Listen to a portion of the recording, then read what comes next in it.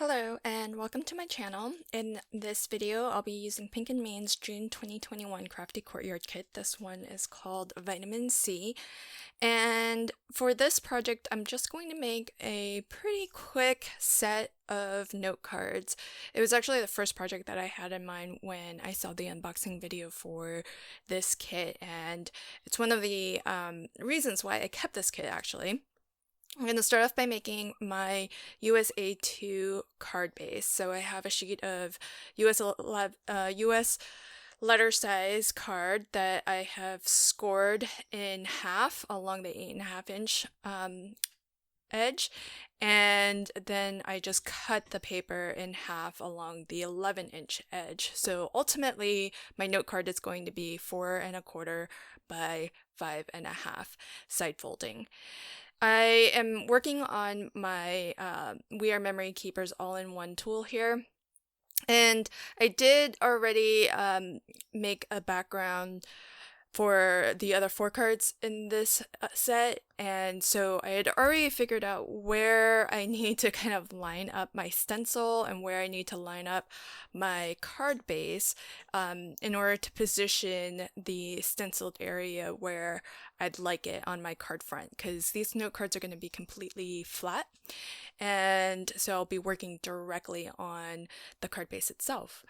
I just have an assortment of different sunset color ink cubes here. So I've got some from Altenew, I've got some from a Paper Craft Society box kit that I got. I've got even a Nuvo hybrid ink cube, probably from a craft kit in the past. So I'm just going to take my time and use these little mini brushes.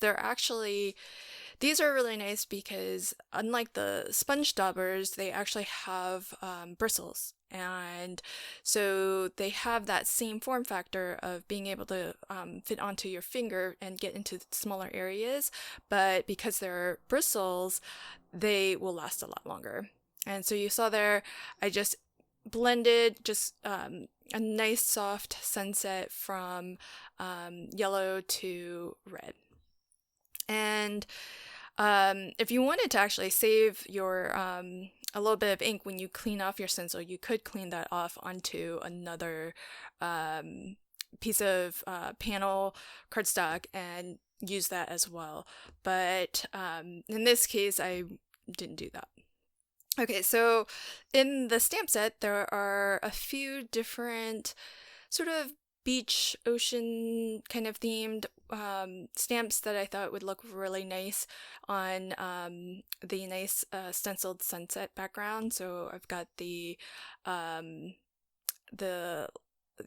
lighthouse there and one seagull. I'll be stamping another seagull, but because I'm sort of aiming to make all of the note cards similar, not exactly the same, but similar, I am leaving the one seagull there and I'm swapping out the main image because I like the palm tree, I liked the lighthouse, and of course I'm going to be using the flamingo because the person who's getting this gift set, she loves flamingos. So anytime I do stuff that I don't really often do things en masse at all, but when I do, on the rare occasion that I do, I like to kind of work in phases and sort of do everything in that one phase across all of the cards instead of completing a card start to finish and then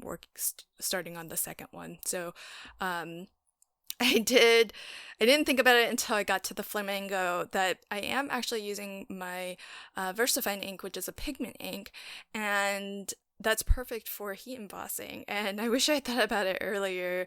The first 2 cards that I made had already dried, so I couldn't get any heat embossing powder over top of it. But I'm glad I remembered in time for the flamingo cards because those are going to be the ones that she probably likes the best.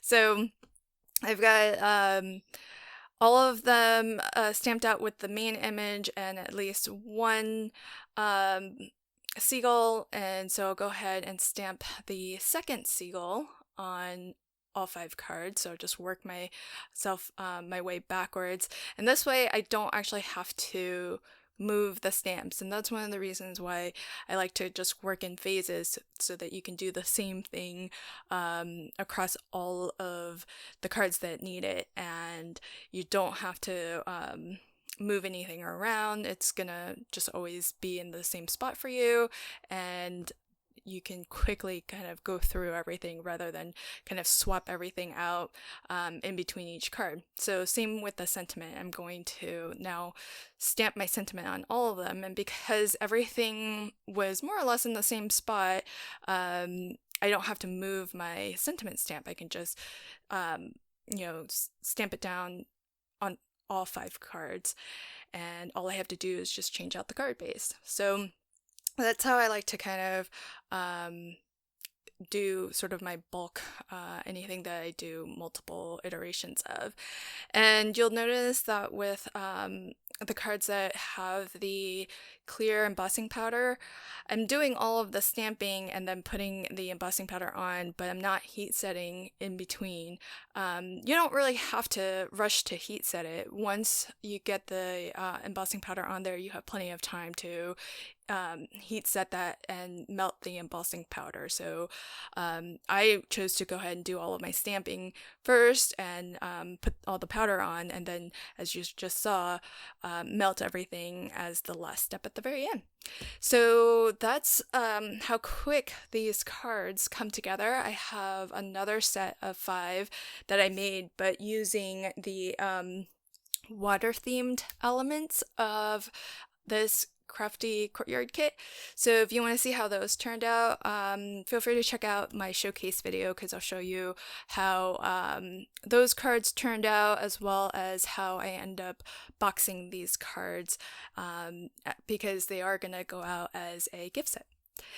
Thank you so much for joining me, and if you like this video, please consider liking, commenting, and sharing. And if you want to catch future videos, hit the subscribe button and the notification bell so you get a notification whenever I post new videos to my channel. Thanks again, and happy crafting! Bye!